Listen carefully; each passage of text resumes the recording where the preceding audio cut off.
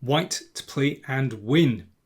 This is a game between Shinya Kojima, international master from Japan, and Nihal Sarin, of course, one of the rising Indian superstars. When this game was played, he was just 13 years old. And his opponent, Kojima, missed a great chance. I think the first move for white is fairly obvious. After that, you have to find black's best defense and then conquer that one as well. Okay, first move for white. f6. Well, that starts to close a mating net around black's king. But Sarin found queen a7. Now that's quite tricky. So the queen is looking down to f2.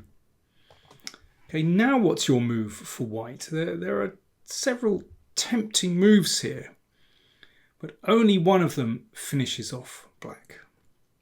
What is the move? Well, the move is not rook f1, which looks very stable, defending the pawn, covering f2. This was the game that this was the move that Kojima played in the game.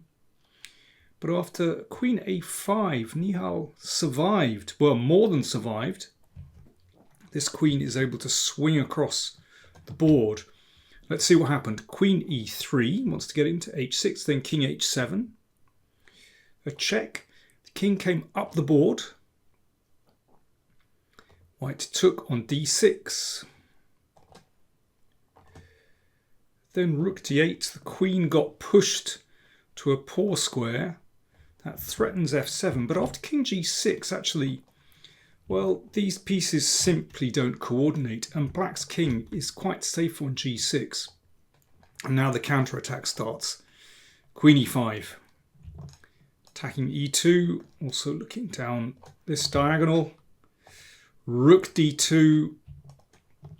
Threatening to take here, so rook f2, and now h4. That's a very unpleasant move. White is really tied down here, and that was a very nice finish. Just putting more pressure here, and white is completely collapsing there. So Kojima resigned. Okay, let's go back to the start. So f6 is the move. Queen a7, good defense. But actually, white can conquer this one.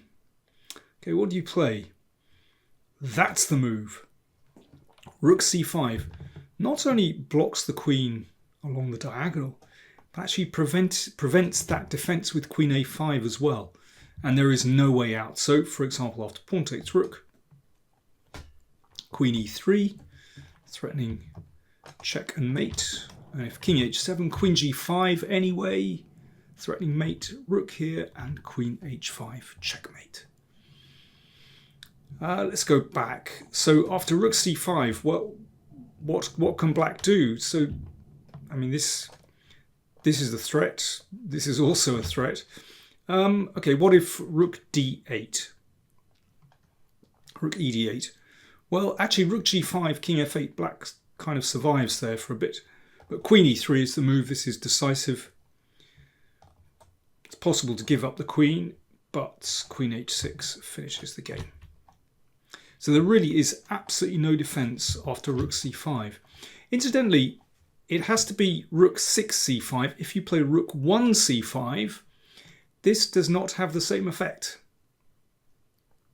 There's a loophole. Queen a1 threatens to take on f6. And miraculously, black is able to defend this position. Here, for example, well, rook takes, queen takes f6. And, well, queen f2 check is a draw, but, I mean, queen g5, white even has to be, well, very careful there. Black is better. What else is there? After queen a7, so just to recap, rook 6 c5 is the winning move. You could try king g2 to cover f2, but actually queen a5 is a good defense. And if white takes here, then the endgame, well, it probably should be a draw. but black certainly isn't worse. And one more try here. What about queen d2 to threaten this? Well, after queen f2 check, queen takes f6, black should have a winning position. So it's trickier than it looks, but just to recap, f6, queen a7, and rook 6 to c5 is the winning continuation. I hope you spotted that. Do check out chesspuzzle.net for more puzzles. Thanks for watching.